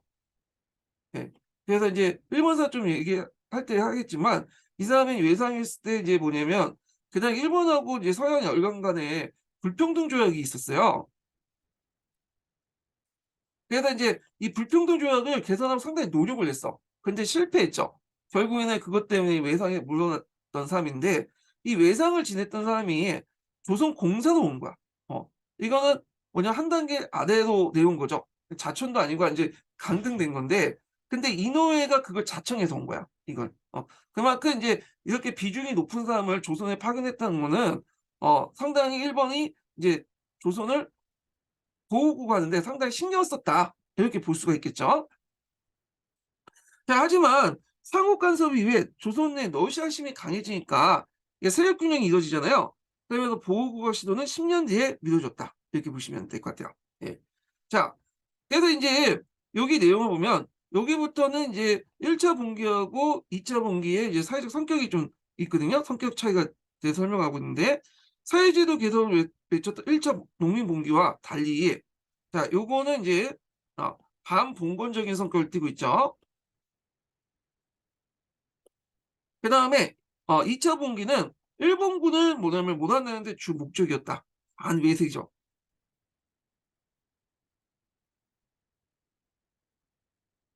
농민군은 강군과 함께 동참하자고 경문을 뿌리기로 했다. 우리가 같은 민족인데 싸우면 되겠냐. 그런 취지에서 이제 했던 것 같은데. 예. 그래서 이제 그 내용을 밑에 보면요. 예.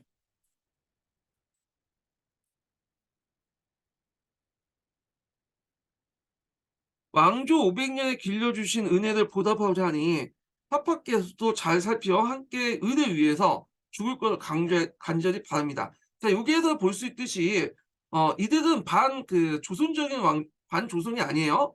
아, 조선을 반대하는 게 아니라 그 당시 이제 조선 왕은 착하고 우리를 위해서 열심히 일해 주시는데 그 밑에 있는 그 민비나 뭐 계아파 정권 애들이 정권을 정치를 망쳤다. 외세를 끌어들여서 이런 사고방식을 갖고 있었어. 그래서 얘들은 왕조를 뒤엎는 게 아니라 어, 조선 왕조를 위해서 우리가 봉기를 했고 그리고 그 왕 주변에 있는 나쁜 무리를 척결하고 그리고 왕을 받들어서 올바른 정치를 해야겠다. 그런 생각으로 이제 봉기를 한 거야.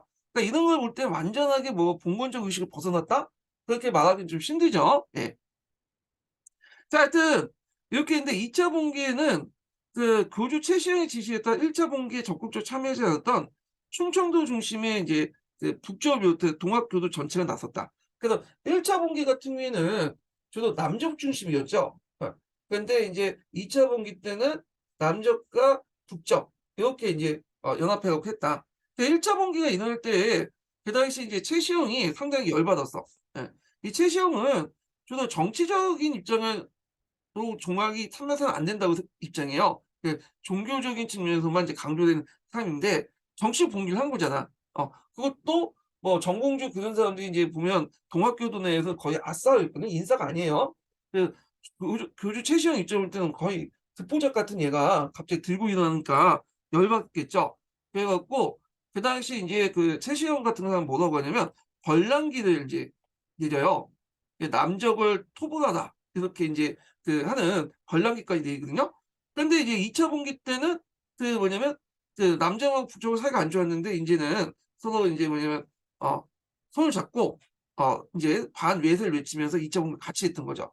그때 이제 오지영이라는 사람이 중재를 했다고 그래요. 그래서 이제 최시영하고 그 당시 남적 간의 사이가 안 좋으니까 이제 오지영이 중재를 해서 사이좋게 만든 다음에 2차 분기를 같이 했다. 이런 식으로 자기의 동학사에다 적어놓거든요. 그런데 이게 말이 안 되는 게 그 오지영이 그때 10대 후반밖에 안 됐던 나이인데 감히 이제 최시영을 만나고 정봉준을 만나고 뭐 서로 중재했다는 게 좀 말이 안 돼. 그래서 이게 좀 약간 이제 뻥이 좀 강한 것 같아. 이게.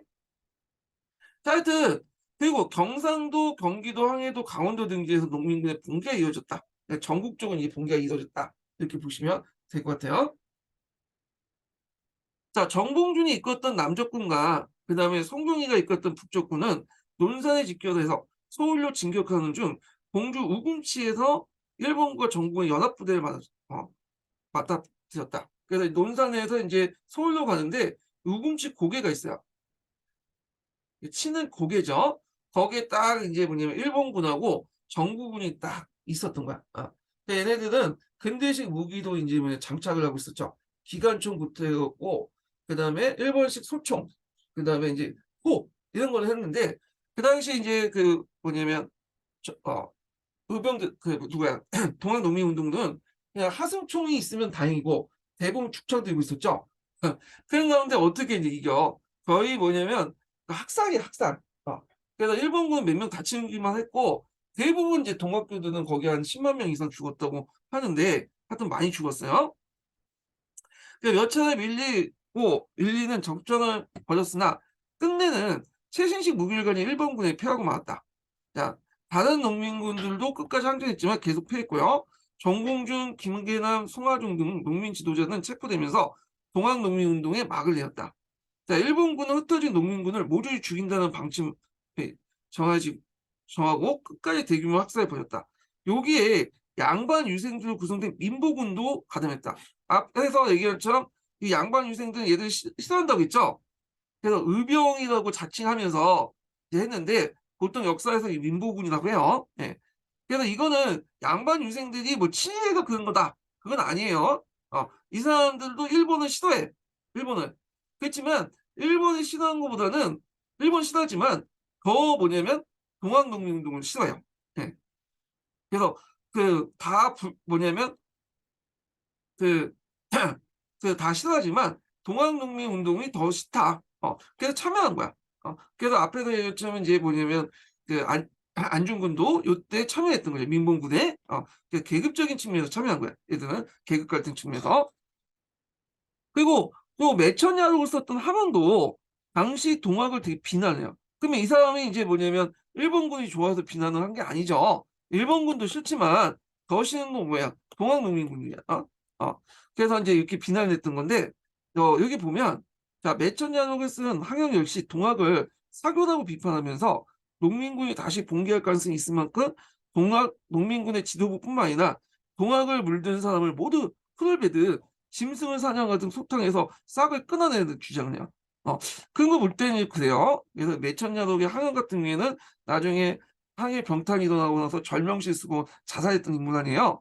근데 그런 거 볼 때는 요거는 이제 좀 계급적인 문제도 있다. 계급 간의 어떤 갈등도 있었다. 이렇게 보시면 될 것 같아요. 그래서 이제 한동안은 이런 문제 때문에 독립운동 진영이나 이런 데서도 동학농민운동에 별로 평가가 안 좋았어. 네. 그래서 최근에는 좀 많이 개선됐지만 예전까지는 발라인이 뭐 이런 식으로 불려졌잖아요. 예. 자, 그래서 이제 있고 동학농민운동 비록 실패했지만 그대 패전 요구 개혁은 갑오개혁에 영향을 미쳤다. 그래서 뒤에 얘기했지만 이제 갑오개혁 중에 뭐 1, 2차 갑오개혁 있잖아요. 사회개혁 같은 거. 예. 이런 것들이 영향을 미쳤죠. 그리고 동학농민군 가운데 일부는 항일의병을 가담하거나 그다음에 영학당과 할빈단의 무장 조직을 만들어서 일본군과 맞서는 반외세 투쟁을 이어갔다. 자, 영학당, 할빈당 중요하죠. 그 예전에 다 기출문에 나왔던 걔들이야. 예. 그래서 영학당, 할빈당 이거 좀 나중에 얘기했지만 그래서 이제 예전에 뭐 이거 할빈당은 04년 기출문에 나왔고 영학당 10년 뒤에 14년 기출문에 나왔어요. 예. 자, 그래서 이제 그 의병들을 보통 가도기 의병이라고 하죠. 가도기 의병. 제가 의병을 때 다시 설명할게요. 예. 그래서 이제 을미 의병하고 을사 의병 간에 10년 동안의 격차가 있었잖아요. 그걸 메꿔줄 수 있는 의병, 가도기 의병이라고 이제 하죠. 그래서 얘네들도 당연히 반봉건, 반외세적인 성격을 띠고 있다. 이렇게 좀 기억을 같이 해주시고요. 그러면 이제 영학당하고 할빈당 한번 여기에서 읽어보긴 할게요. 자, 영학당 관련된 설명 여기 있죠. 보면 동학농민군의 자녀 세력들이 탄압을 피하기 위해서 영국의 종교처럼 보이려고 영학이라는 이름을 썼다. 그래서 1898년에서 1999년에 그 당시 전라도 지역에서 농민봉기를 일으켰다. 그 다음에 그거에 대해 좀 뒤에다 이제 뭐냐면 그 할빈당이 등장하죠. 할빈당은 이제 그 홍길동전에 나오는 도적 명칭이죠. 가난한 사람을 도와주고 뭐 그런 거. 네, 1900년부터 해서 1905년 사이에 충청도 전라도 지역을 중심으로 반봉건 반제국주의 기치를 일건 무장 집단이고 을사조약위의 의병운동에 투신했다. 이렇게 보시면 될 것 같아요. 자, 그 다음에 이제 여기 뒤에 들어오면 뭐 생명을 중시하겠다. 그러니까 동학농민군들이 1차 봉기 때 4대 약속을 보면 생명을 중시하는 사상이 잘 드러냈다. 이런 내용들인데 요거 한번 읽어보시고요. 예. 그 다음에 뭐 구제활동도 했다. 만민평등 사상을 가지고 있다. 그래서 이제 양반들부터 백성 백정까지 상하 기천에 관계없이 다양한 신분층이 동학농민운동에 가담했는데, 근데 주의할 것은 양반이 가담했던 양반들이 대부분 동학농민운동을 좋아했냐? 그건 아니고 일부 진보적인 어떤 양반들만 가담을 했죠. 이건 일부의 일부. 예. 자, 그리고 백정 출신의 남계천은 대접주가 되어 지도자로 활동했고, 노비 접주인 김성훈과 그다음 남은상은 천민으로 구성된 농민군을 지휘했고요. 그 다음에 장흥의 이조희 같은 여성 지도자도 있었다. 뭐 이렇게 있어요. 그리고 우리가 알고 있는 이제 김구도 19살 때인가 젊은 적주, 19살 때 동학농민운동에 참여해서 접주로서 활동도 했어요. 이 사람도. 예. 자, 그래서 이제 이렇게 있고, 그 다음에 뭐 여기 보면 이제 빈칸인데 이건 뭐 풀어보고 3번 문제 볼게요. 자, 이 3번 문제는 그 당시 동학농민운동의 패전개혁 관련된 내용인데, 보통 우리가 이제 그 예전에 교과서에 있었던 패전개혁안은 요 내용이에요. 보통 오지영의 동학사 관련돼서 나오죠. 몇 개 교과서는 이게 또 실려 있는 걸로 이제 알고 있는데, 최근에는 요게 이제 사회 신뢰성이 문제가 있다 그래서 실려 있지 않는 데가 많거든요. 빠지고요. 그래서 요것도 뭐 그냥 나올 수 있을 것 같은데, 왜냐면 한번 나왔어요, 이거. 근데 이게 좀 약간 비판을 많이 받다 보니까 한번 그냥 읽어보세요. 이런 게 있구나 하고. 네. 그래서 예전에는 이제 뭐 여기 그 패전개혁 12기 중에 그 농민군하고 관련돼 있는 것, 경제적 문제와 관련된 것, 뭐 이런 것들을 물어봤어요. 그래서 예를 들어 갖고 이제 봉사체를 막론하고 기한권을 무료화한다. 농민의 부채탄 겁니다. 토지의 평균을 분쟁한다. 그래서 여기에는 이제 소유권이라고 예전에 해석했는데, 뭐 소유권이 아니라 경작권이다. 이렇게 이제 최근에 해석을 좀 많이 하고 있고, 그 다음에 이제 여기 보시면 뭐 노비 문서를 소각한다.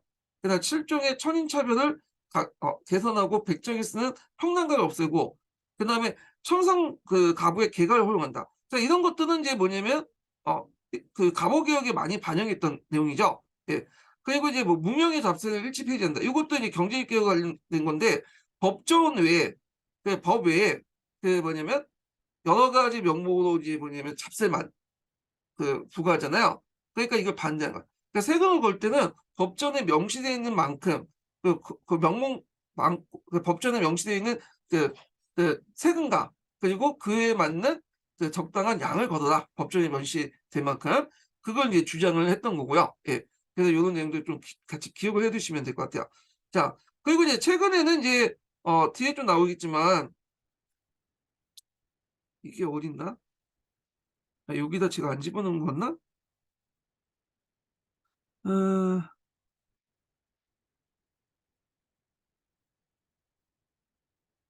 어, 여기다 안 집어넣네요. 예. 자, 하여튼, 그, 최근에는 이제 요거 대신에 앞에서처럼 그런, 그 당시 이제 동학교들을 진압을 했던 그 일본군들이나, 그 다음에 양반들, 그리고 이런 이제, 어, 정보군들의 기록이 이제 주로 나왔다. 그래서 이제 대표적인 게 요거죠. 예. 이게 이제 뭐냐면, 그 당시 이제 정부 측의 기록이라고 보시면 돼요. 이게. 예. 그래서 이제 있는데, 자, 여기 보면 이제 정봉 중에 판결문 내용 있죠. 네, 그러니까 정부 측의 기록이라고 보시면 되겠죠. 요거 이제 예전에 기출사료와 관련된 거야. 요거 기출사료 관련된 거니까 한번 볼게요. 자, 전운소를 이제 확보할 거.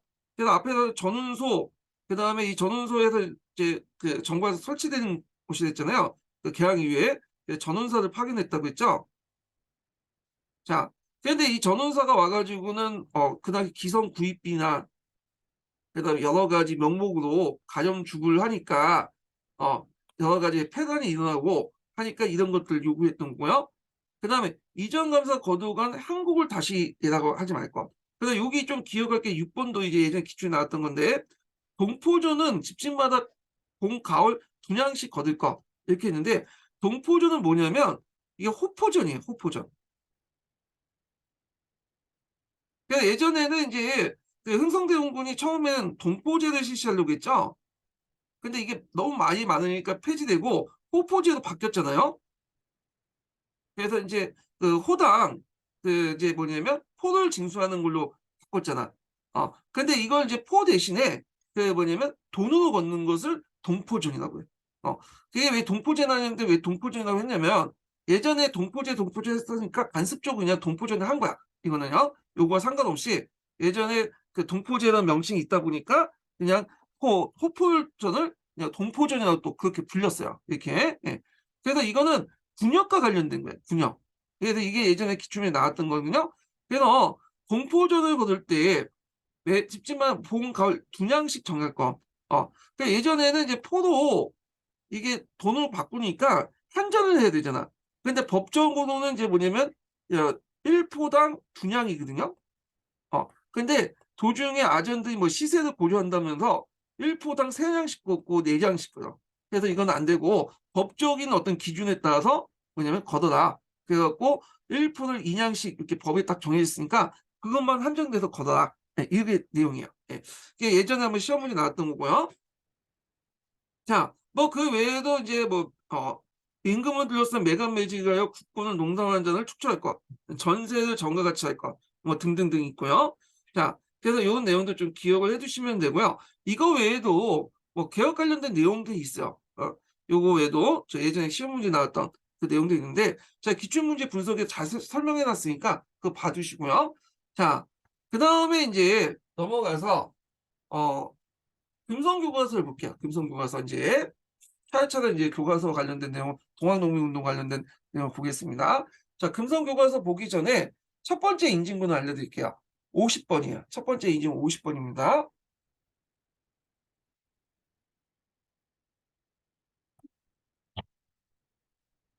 자, 여기 보면 뭐 동학농민운동이 전개해가지고 있는데 뭐 사발통문 앞에서 얘기했죠. 예.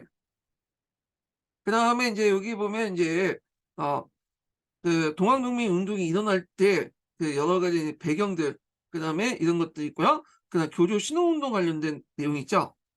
교조 신호운동만 이제 좀 읽어볼게요. 요거부터 한번 읽어볼게요. 자, 두 번째 단락부터. 최재호가 그 당시 교단을 정비했잖아요. 교단을 최재호가 교단을 창시했죠. 그래서 그 다음에 이제 이대 교주가 됐던 사람이 최시영이죠. 이 사람이 이제 교세학자를 노조를 하게 되는데 앞에는 포접제만 설명했는데 이 사람은 또 이제 동경대전이나 용담 유사를 강행했어요. 이거는 정근대에서 이제 앞에 개항 이전의 내용에서 다시 얘기할 텐데 요걸 했다.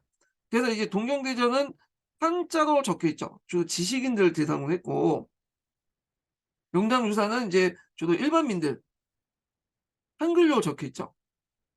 그래서 계층별로 그다음에 그 능력에 그들의 이제 가지고 있는 능력에 따라서 이렇게 다양하게 접근했어. 네, 지적 역량에 따라서 자, 그래서 이제 이런 내용들 파악을 해두시고요. 그럼 교조신호운동을 볼게요. 자, 동학교도 교조신호운동을 전개해서 체제의 억울함을 풀고 동학에 대한 탄압을 중지할 걸 호소했다. 그래서 공주와 상례 등지에서 집회 열고 그 당시 이제 교단 간부들 궁궐 옆에서 상소를 올렸으나 뜻대로 이루지 못했다. 이걸 복합상소라고 하죠. 보훈에서 그 뭐냐면 진행된 집회에서 종교적 구호를 넘어서 외세 피축과 탄광오지 수축 등을 내세우게 됐다. 그래서 그 밑에 이제 뭐냐면 여기 관련된 내용이 있죠. 보훈 집회 관련된 내용들. 예. 요거 이제 좀 보시면 될 것 같고요. 자, 그 다음에 이제 고무농민 관련된 내용이 있죠. 그래서 배경이 나오고, 그 다음에 이제 이렇게 있는데, 여기 보면 정봉주 등 사발통군을 돌려서 세력을 모은 뒤 정부 가난을 점령하고 억울한 재수를 석방했다. 또한 수탈 상제였던 만속벌로 헐어버렸다. 이렇게 있는데, 요거는 앞에 이제 해난교과서하고 내용이 좀 약간 달라요. 여기 이제 보시면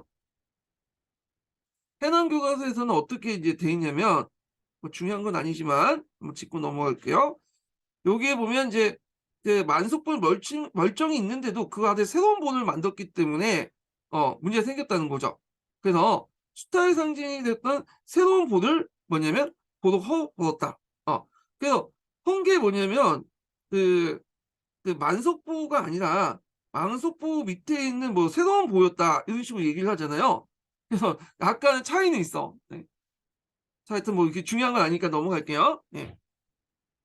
그다음 정부는 조공과를 파면하고 새로운 군수 임명했고 사태를 수습하며 안핵사를 이제 파견했다. 뭐 이런 내용이고 그렇지만 이용자가 횡포했기 때문에 다시 분노를 했고요. 그 다음에 이제 백산에 모여서 경군과 4대 강령을 공포했다는 거. 농민군 지휘부를 이제 구성을 했고 황토용을 격파했고요. 예, 전국 전략감영군을. 그리고 항룡천에서 그 당시 이제 그 정구군을 격파했죠.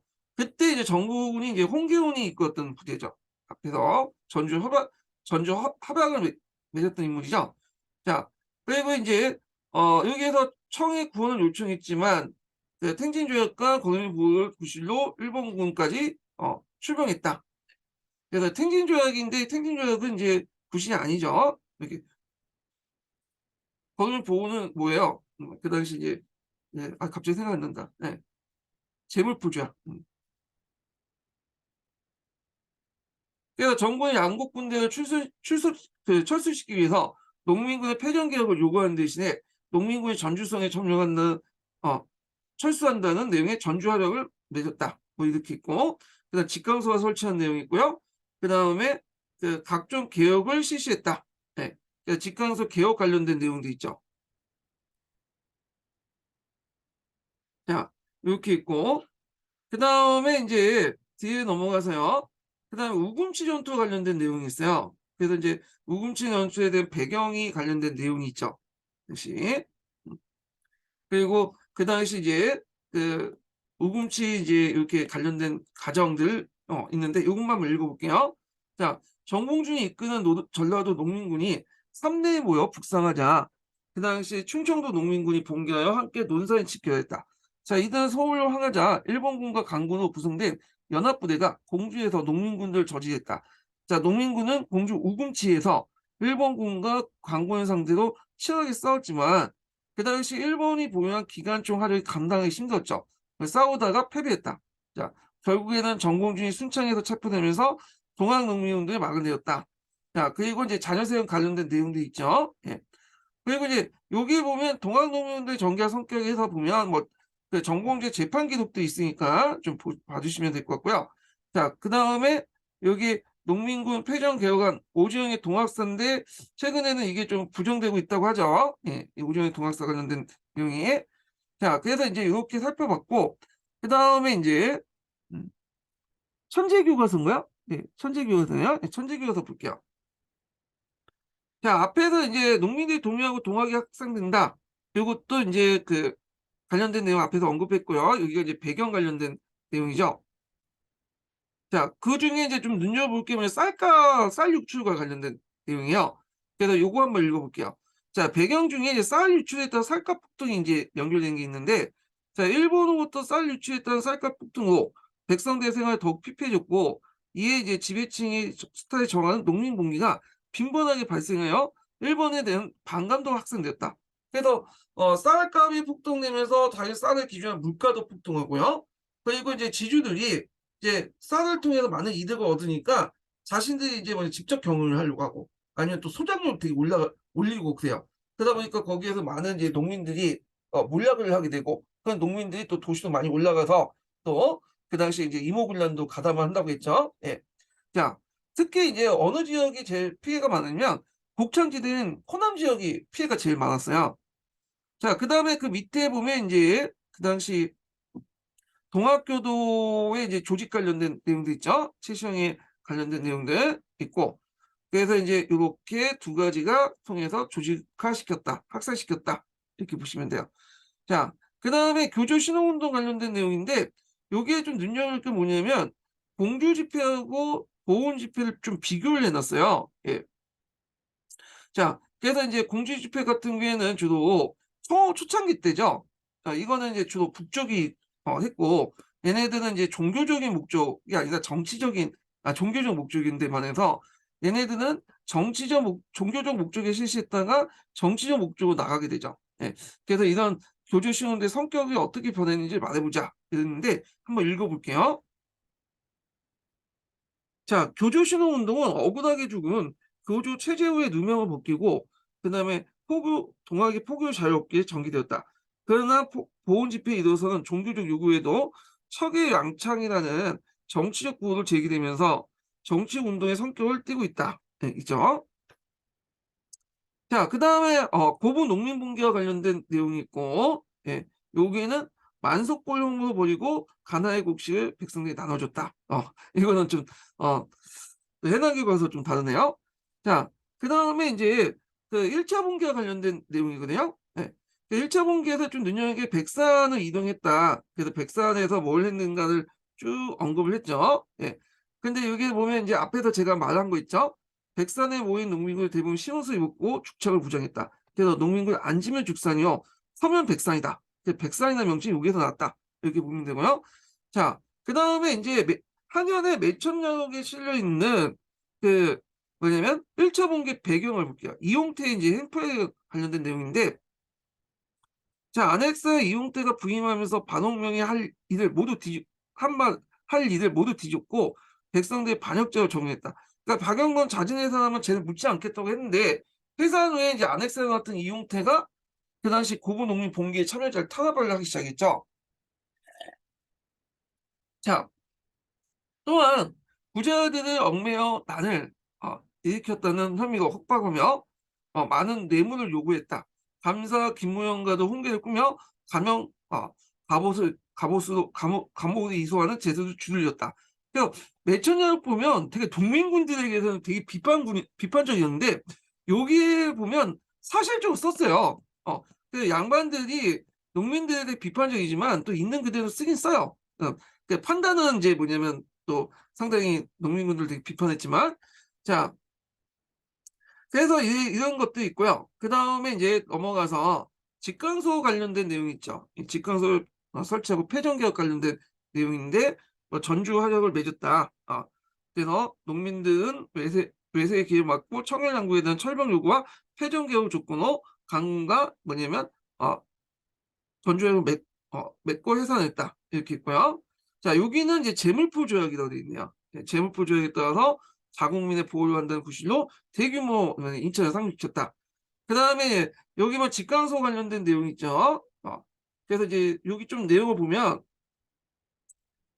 직강소는 지방행정을 실질적으로 장악하고 농민군의 입장을 대변하는, 그래서 폐정개혁을 실시한 농민의 지방자치기구였다.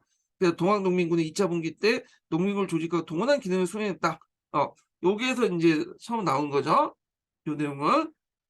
자, 그 다음에 이제 그 밑에 있고 청일전쟁 관련된 내용이 있어요.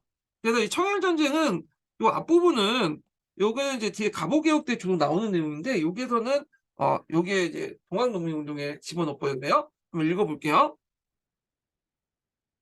자, 전주화력으로 평양 양국 군대는 더 이상 조선에 주둔할 명분이 없었지만, 일본은 조선 정부의 군대 철수 요청을 거부하고 평양 공동으로 조선 어, 내정 계획을 추진하기로 제안했다. 그러나 청은 일본의 제안을 거절하고 조선은 교정처 설치 자주적 계획을 추진하려고 했다. 그래서 우리가 이제 군국 기무처 같은 일본의 압력에 의해서 이제 설치했던 기구지만, 갑오개혁 이전에 교정청을 설치해서 우리도 자주적 개혁을 할 수 있다라고 이제 주장하면서 설치했던 거죠. 그래서 이제 여기 보면 내용을 좀 볼게요. 자, 전주협약이 이제 체결된 이후에 조선 정부는 독자적인 개혁을 추진한 기구로 교정청을 설치했다. 교정청은 전면적인 개혁보다는 과거 폐단을 교정을 가하는 부분적인 제도 개편을 그쳤다. 자, 일본이 경복궁을 점령한 이후 군국 기무처가 설치되고요. 그 교정청이 철폐되면서 부분적인 제도 개혁은 실행되지 못했다. 이렇게 했죠.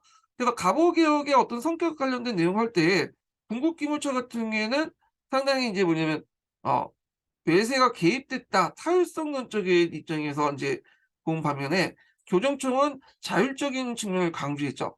여기 이제 차이가 있어요.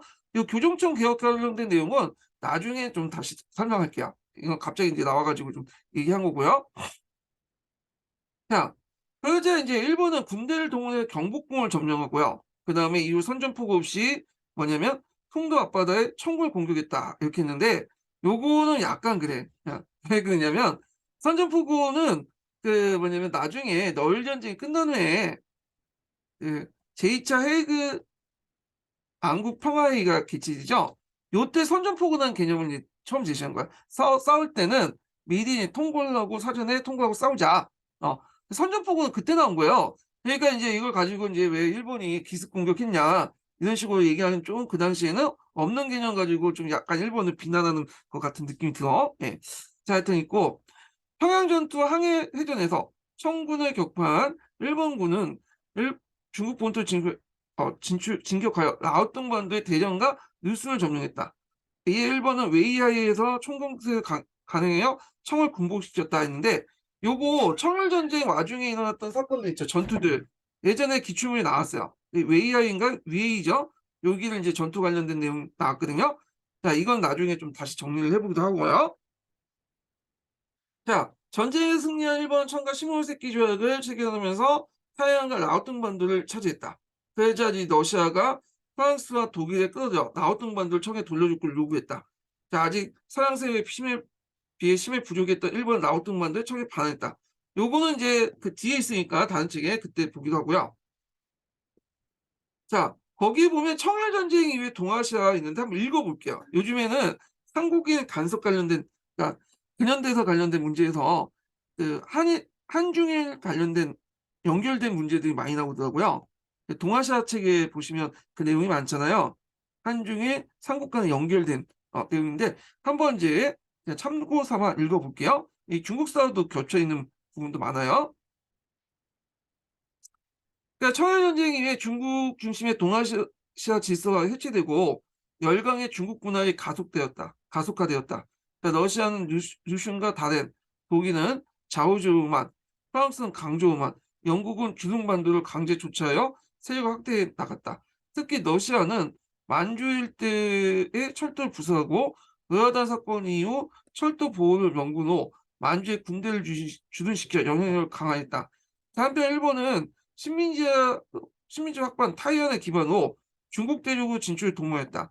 또한 청일전쟁 이후 받은 배상금은 일본 국가재정 4년치보다 많은 금액이었는데 그중 80% 이상이 군비 확장과 임시 군사비로 충당하여 군사력 증가를 꾀했다. 뭐 있고요.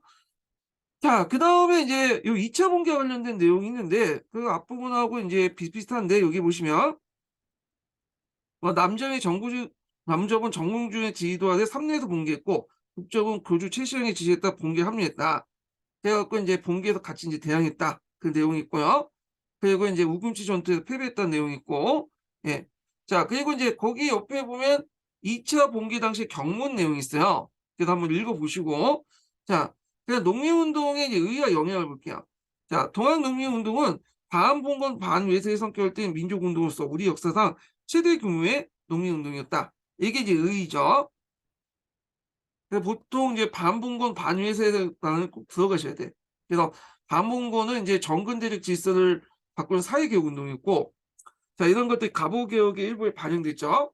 반침략 운동은 외세의 침략에 무장 투쟁에 맞선 민족 운동이었다. 그래서 한일 의병 투쟁에 또 계승을 했고요. 자, 이 운동에 제기된 개혁 요구는 일정 부분 갑오개혁에 반영됐으며 외세의 침략을 물리치고자 했던 반외세 성격은 한일 의병 투쟁의 토대를 만들었다. 그리고 동학농민운동의 자녀세우서 세력은 을미의병을 가담했고요. 영악당 할빈당도 결성하여 무장투쟁을 결성했고, 자, 이들이 또 뭐냐면 또 을사의병에 또 가담을 했죠. 네, 이렇게 돼갖고 이제 가도기 의병이라고 했어요. 근데 이제 한계점이 있어. 일단 여기 보면 반봉건을 내세웠지만 실제 이들이 이제 뭐 어떤 근대적인 사회 건설을 위한 구체 방안을 제시하지 못했죠. 그래서 누구한테 손을 빌려 했어? 예, 흥성대원군. 흥성대원군하고 서신교환을 해서 서울에 올라와서 정권 잡으면 흥성대원군을 이제 내세워서 안치겠다. 뭐 이렇게 했잖아요. 자, 우리의 입장 볼 때는 이 사람이 근대적 인물이라고 볼 수는 없죠. 예. 자, 거기 보면 이제 우금치 전투 관련된 내용이 있는데, 이 당시 이제 농민군들은 하승천과 창호 무장을 방문해 반군과 일본군 신식소총과 기관총으로 무장됐다. 결과는 뭐냐면, 대규모 학살에 불과했던 거죠. 학살이 이제 일어났다. 이렇게 보시면 될 것 같아요. 자, 거기 이제 그 자료 보면 정봉주 공추 내용이 있고요. 그 다음에 이제 여기 보면 그 동학농민 패전개혁 관련된 내용이 있는데, 요거는 이제 앞에서 얘기한 이제 그 내용이죠. 그러니까 동학사 내용이 아니라 정부 측 기록 관련된 내용이야. 요거는요. 예. 그 다음에 이제 교정처에 논의한 결정 각종 폐단 내용도 있는데 한번 읽어보시고요. 예. 이건 한번 읽어볼게요. 일단 교정청 관련된 내용도 나올 수 있을 수 있으니까 한번 읽어볼게요. 자, 그 당시 교정청에서 이제 했던 그 폐단 내용을 보면요. 폐단학파 내용을 보면 세금 폭탄이 많은 아재는 절대 용서하지 말고 곧바로 최고원벌 적용할 것. 공사의 채무를 막론하고 채무자의 친족에게 징수한 이를 절대 금할 것. 각 읍의 향리는 신중하게 뽑아 대장을 올리고 임명하는 데 뇌물을 바쳐 규정을 위반하는 뇌물죄를 다스릴 것. 지세를 이제 징수하는 논밭은 원래 걸수 외에 결수를 더 배정하여 하거나 호포 외에 더 걷어들이는 것을 언급하여 만일 드러내면 국고가 다스릴 것. 그러니까 이제 법적 그 액수만 걷어라는 거야. 법적 액수만. 법적으로 딱 정해진 액수만. 자, 그래서 이제 이렇게 했고요. 그 다음에 동아교과서인데 요거는 좀 쉬었다가 이제 진행을 하겠습니다. 예.